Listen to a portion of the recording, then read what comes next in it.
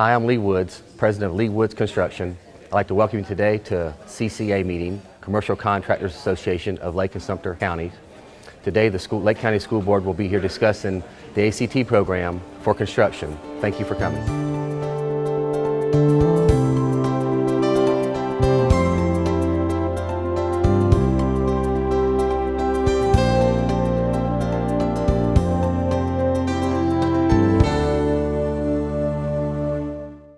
This is the third opportunity that I've had to be here and talk with you all. I came about a year ago and asked if you would partner with the school district and provide support for me to go to Tallahassee to get some dollars to revitalize the Construction Academy at Leesburg High School. I had about 65 of you who gave me your business cards, followed by letters of support that we took to Tallahassee, and we were able to get $866,000 specifically for Leesburg High School, thanks to all of you. So in my second visit, I came to thank you, and I also came to highlight some of the things that we will be planning with our strategic plan and goals as we worked on building this construction academy. So today, the last time I ended with an opportunity that I was so excited about, which was for us to be a part of the Academy of Construction Technologies. And I told you that I wanted them to come and meet with you all because they are that conduit that will help us to connect you all to our schools and to our students to put them back into your places of work and get them into jobs in supporting you all in this community. But before I turn it over to them, just a few introductions. With me, again, who is a tremendous supporter of this work, are two of our board members, and that's Bill Mathias, and round of applause. And our board chair, Stephanie Luke, is here, so I want to thank them. And also, I wanted to bring to you the folks at Leesburg High School who are behind the scenes and in front of our kids doing this work, because they are going to be a great connection for you all as well. So I wanted you to first of all meet the principal of Leesburg High School. This is Mike Randolph. And the teacher of the Construction Academy, Mr. Dan McCauley. And I asked Dan to just really briefly tell you about his background because he is one of you that's converted to one of us. And so I thought it might be interesting for you to know who you might be working with. Let me add, I'm converting to one of them. I do come from industry. Out of high school, I joined the Marine Corps. After the Marine Corps, I came out and I ended up in the irrigation trade. I did that for 6+ years. Ended up going to work for the Home Depot. I'm not quite sure how, but I did. I got in there. I really liked it. I started doing all their new store openings, all the build-outs inside there. I traveled around a lot with that. I left Home Depot in '99, went to go work for myself, doing a lot of the finished trim carpentry, high-end stuff down in Boca Raton. Fast forward about 6 years. I actually got recruited to go back and actually make tool bags for the Home Depot, of all things. That was a great thing to do. I got to innovate a lot of products. After I came out from that in 2013, I started my own business again. I started doing kitchen design, kitchen sales. And when I moved from South Florida up into Lake County, which we love to be up here, somebody from the county actually reached out to me and said, you should look into this position. And I looked into it, and what I saw there was, I saw the curriculum. This is what we've been needing all this time. All those years that I was hiring crews, we couldn't get workers, couldn't get them to show up. They didn't know how to read a tape measure. And when I saw this, I'm like, this is what we needed. This is beyond the middle school woodshop class. So I looked at it, and for my family, we decided this is where I'm going to go. So I just want to say that, this is my third year here, and to see all this out here and the support that I have and everything you guys have done to get us this grant and how we're going to put that grant to use, I am very thankful for. I really appreciate that. And we're going to take this pretty far. And you guys are going to start to see the caliber of craft workers out here that you need. And we're going to turn them out for you. So thank you. Thank you, Dan.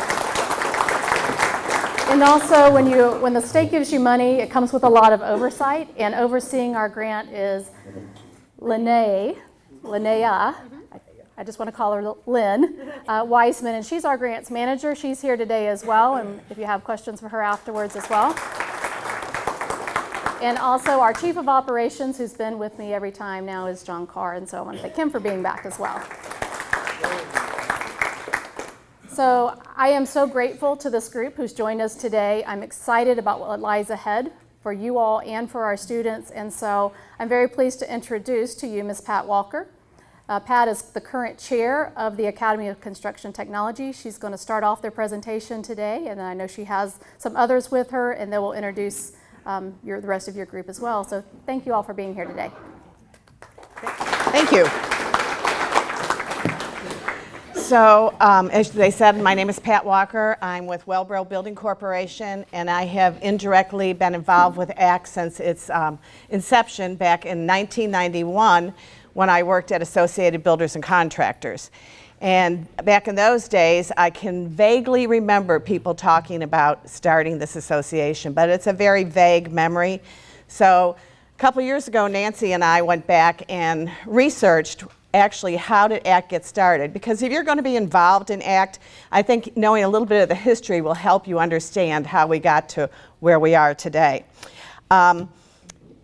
Mark Wiley with ABC and Bob Overton were the two men that really got behind ACT and started working at it. The driving force for the birth of the Academy of Construction Technologies came from the Construction Industry Workforce Foundation. One of their strategic objectives at that time was to develop a workforce. There were so many unmet needs, just like today. So they made it a strategic objective to help develop a workforce with the industry. The original concept was developed in the mid-1991, and it was supposed to be called the University of Trades.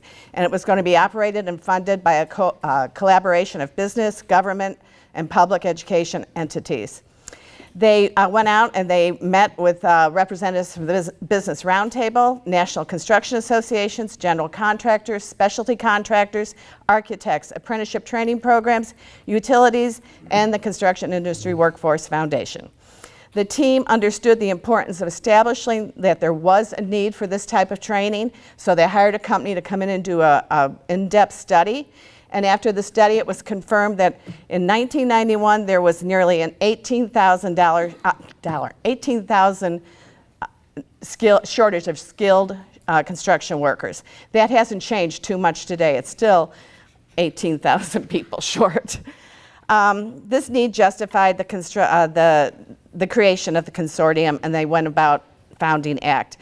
In 1993, ABC amended their Merit Shop Foundation to change the name to the Academy of Construction Trades, and that's how we came under their 501c3, and ACT was founded.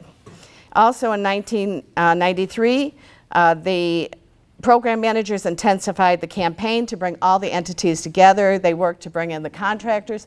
The original 13, there were 13 founding fathers, and today, 26 years later, 11 of those companies are still actively involved in ACT. In addition, we had the strong support of both Orange County Public Schools and Seminole County Public Schools. They came to ACT and said, we want to be involved and we will support training in the schools, just like Lake County is doing now.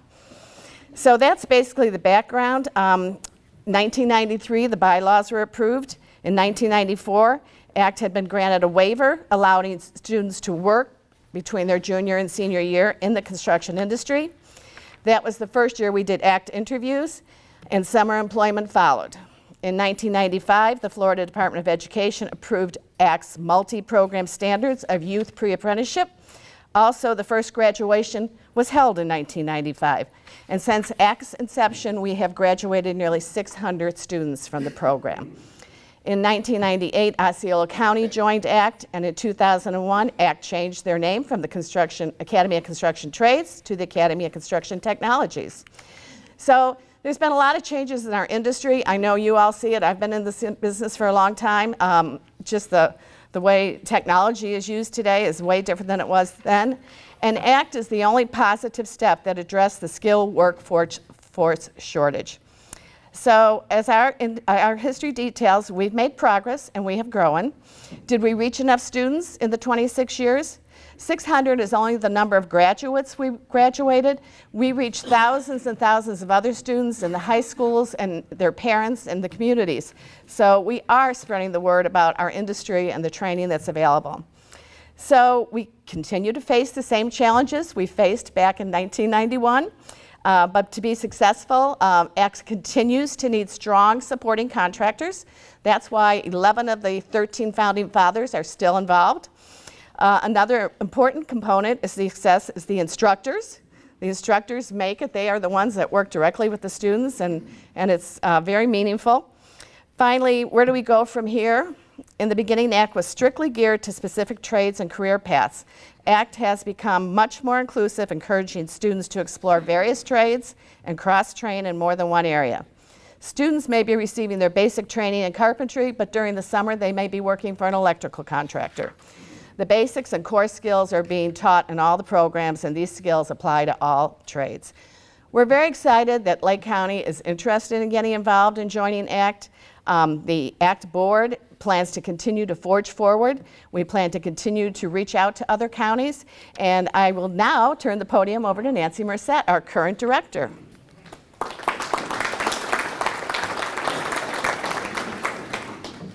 Good afternoon. My name is Nancy Merced, and I have had the honor to be the Executive Director for the Academy of Construction Technology for the last 11 years. And wow, how exciting to see all of you here today to support this program in Lake County. Pat talked a little bit about the history. I'm going to talk about how we facilitate the program today. We currently have 6 programs in Osceola County, 8 in Orange County, and 4 in Seminole County. Those high schools or technical colleges have been earmarked by their school district as being the schools that will partnership with ACT and include our program requirements along with their curriculum. Our program requirements were developed at the same time the state of Florida approved our state standards, so they kind of work and mirror together. Our programs, as Pat just said in the very beginning, 25 years ago, a student came in their junior year, and you had to be a junior to come into the program, and you were taught very trade specific. So if you had thoughts of being a carpenter, you were put in a carpenter program, you were placed with a carpenter sponsoring employer, you came back and finished the program as a carpenter, and then you went on to post-secondary adult carpentry apprenticeship, very much in a box. Of course, as our industry has grown and students are not sure of what path they want to go, we've looked at opening up our process, and students today have, as Pat said, the opportunity of maybe being in a carpentry program but going to work for an electrical company or an HVAC employer, and then coming back their second year. And again, if they've been at a high school and in a school district that offers something at their technical college, they may dual enroll and look at something more specific on the dual enrollment side, and then end as they graduate from high school with many options. We encourage students out there every day when we're out there. At post-secondary, you can look at going into the technical college arena. You can look at adult apprenticeship, or you can look at the AS degrees with your 4-year colleges in construction. They're all available to the ACT students, and we encourage all of those. So how does it work? We have program requirements, as I said, and in those program requirements, it kind of outlines what the school district's responsibility is, what the employer responsibilities are, and what ACT's responsibilities are. Obviously, we're not the educators. That's left in this instance to Leesburg High School and what they're doing. We just want to make sure that our ACT students, no matter what school district and what program they're in, they're going to receive core training, which is what every industry needs. And that is a set of instructions on what they're going to learn that first year in that core. A lot of that being safety. A lot of that being how to read a tape measure, hand and power tools, some basic blueprints, construction math, all of those things. Now, we're hoping every student is getting that the year one on a set schedule. What's really different is what school they're at, what lab they're getting. Obviously, if they're at one of the vocational technical colleges, they're getting that core, but they're also, their lab is maybe an electrical lab or an HVAC. In building construction technology, they may be doing a little bit of everything out in the lab. So when you get them as a student, they're going to have a set skill set that you're guaranteed for those students to have, as well as those employability skills. So in a school year, I come out at the beginning of the school year and actually have a indentured paperwork that allows the student and their parent and the Academy of Construction Technology to have a relationship together. We are a 501c3, and actually indentures them into the pre-apprenticeship program. Those students, their applications come in, and pretty much at that point, the school's doing what they do best, giving them that education, getting their CPR, first aid, and 10 hours of OSHA, making sure students are on track for that. And then in April, we facilitate a job fair, one per school district. So for each week in the month, we'll be in Orange County, Osceola, Seminole, and hopefully this summer, Lake County. And so employers may attend one or all job fairs, depending on where your work for that summer is. So again, some bigger organizations may be at all 4 school district job fairs. Smaller ones may be at 1 or 2, depending on their job sites. So students will come prepared for the day with a copy of their resume and all their certificates, OSHA, CPR, first aid. We run it, we put our employers in the room, set them at a desk, students come in. We kind of, I've always said, run it like speed dating. The student sits down in front of the first employer. They spend about 5 to 7 minutes with that student. They're telling them what their company does and where their job site for the summer is. The student sharing what high school they go to, what they've been learning during the school year, and what they see themselves doing after high school. And then I ring a bell, and the next student sits down, and that employer interviews that student for 5 to 7 minutes. And it's an all-morning process, and at the end, the students have sat down and interviewed with every single employer in the room, and the contractors have had a chance to talk to the students as well. So everyone's kind of been able to talk to each other, and then the contractors are given a selection, and they're going to tell me which students they would like to hire. The other side of that is the students are given a list of the contractors in the room, and they're going to check off, out of everyone in the room, what's the top 3 employers I would like to go to work for. And in 11 years, it is amazing that those pieces of paper marriage up. I mean, you know, when you interview people today, when you sit down and start talking to someone, you know if this person's going to be right for your company in a few minutes, if the culture's right, if what their skill sets is. The same thing, a student, if they're interested in what your company's doing, they're going to ask really great questions, and you're going to see a lot of synergy from that student. There'll be others that maybe wouldn't be a perfect fit for you for whatever reason. And so that's how they kind of are, students are mirrored and placed up with our sponsoring employers, okay? And this is happening, like I said, in April. So then I'm after that selection's all done, I'm telling the students where they're going to be working during the summer, what employer is going to be sponsoring them. And between the end of April and sometime in May, that student would be contacting you and making an appointment to come to your office and complete their new hire paperwork and go through any orientation process or pre-employment testing that your company does for your permanent adult workforce employees. And then the date to start is set. And that is typically the first week school is out. So, you know, school ends on June 1st. We're looking at the following Monday for the students to start work. And they are a part of your permanent employment for the summer. So all of these students would be working Monday through Friday, 7 to 3:30 if that's what your company works, on a 40-hour work week. Now, they do have the option, if your company would like, to do overtime. But typically, you know, they'd be the same as your adults where they're off nights and weekends.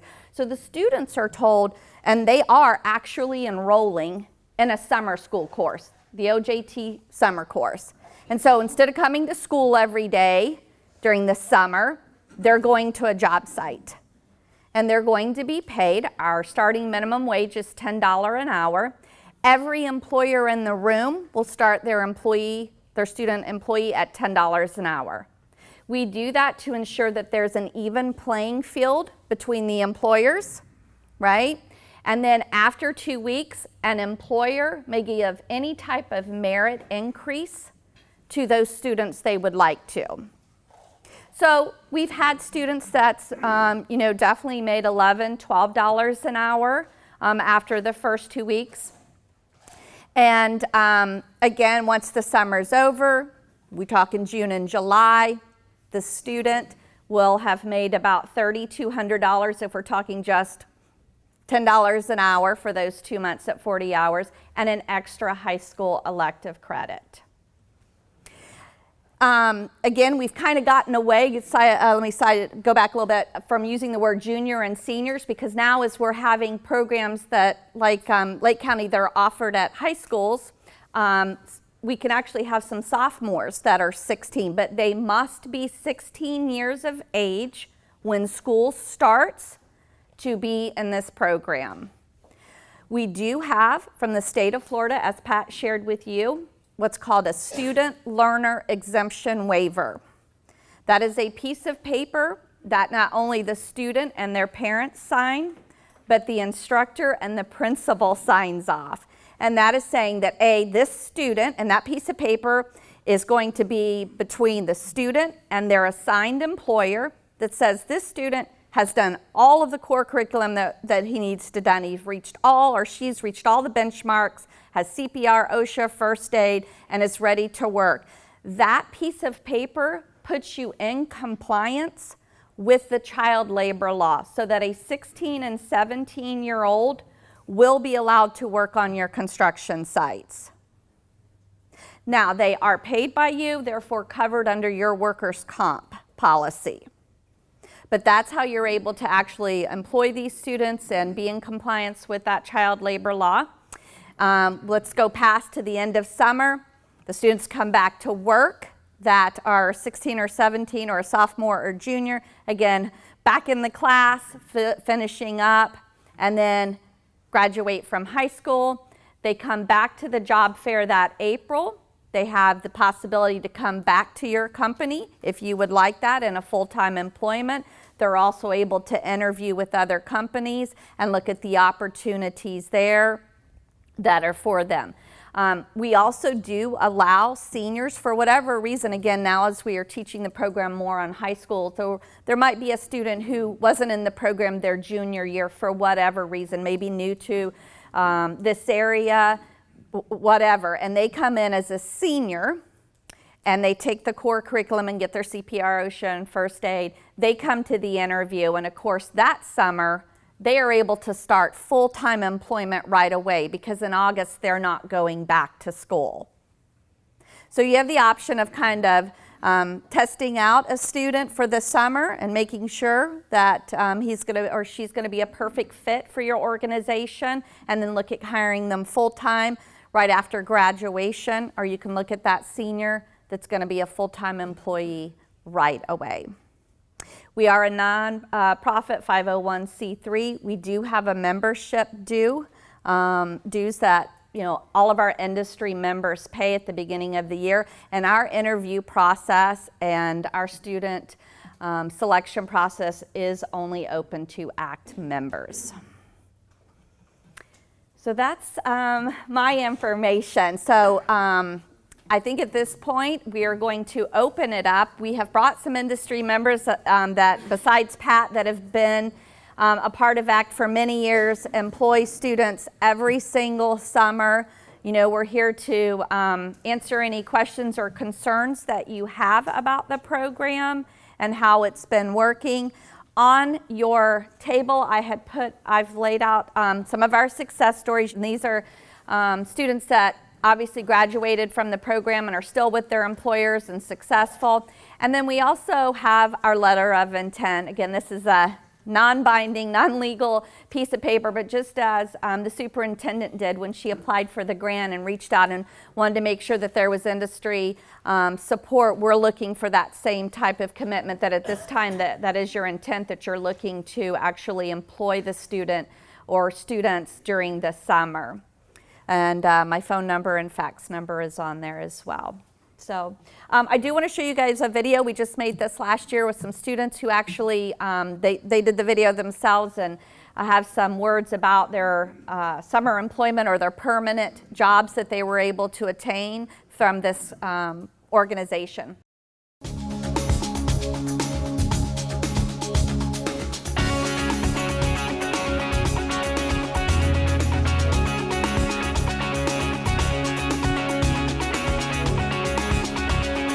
The benefits of the ACT program, taking students from the ACT program are tremendous. I mean, you're at a time now where you don't have any kids coming out of school wanting to be an electrician, wanting to be a contractor of any kind. They don't want to work with their hands. The ACT program teaches them that at a young age, gets a good work ethic put into them to where they can go on and be a full-time worker for you and not, drop off after the first couple of days of working out in the sun.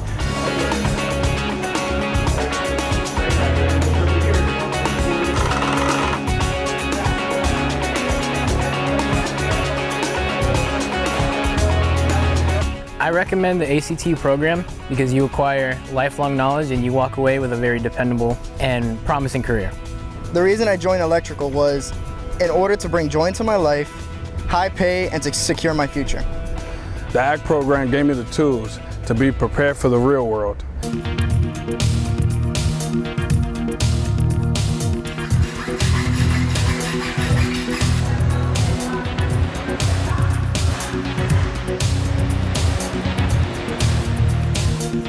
As part of the successful general contractor, we like seeing kids come out of the ACT program that are pre-trained and willing and got the drive to be successful in this industry.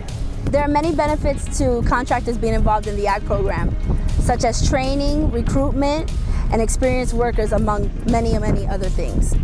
The ACT program was great because it has taught me how to be a young man. It's taught me how to grow and mature and be a part of a company and learn a lot of great things.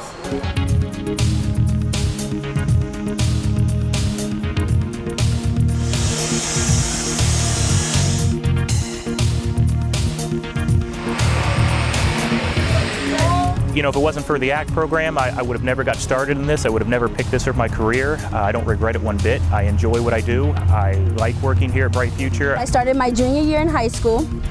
I completed my OJT hours and graduated from the program. I was hired by Tri-City Electrical Contractors, and now today I'm a project manager for the same contractor.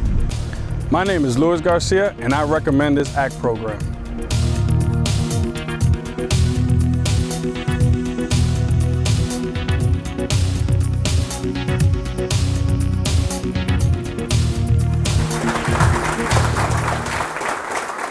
I'm Don Magruder from Romac Lumber, and I want to thank you for joining us at the Commercial Contractor Association of Lake and Sumter lunch today, and I hope you enjoyed our presentation on the Lake County School District's ACT program for construction. We meet every third Thursday of every month, and if you'd like to join the Commercial Contractors Association, give us a call. Thank you for joining us.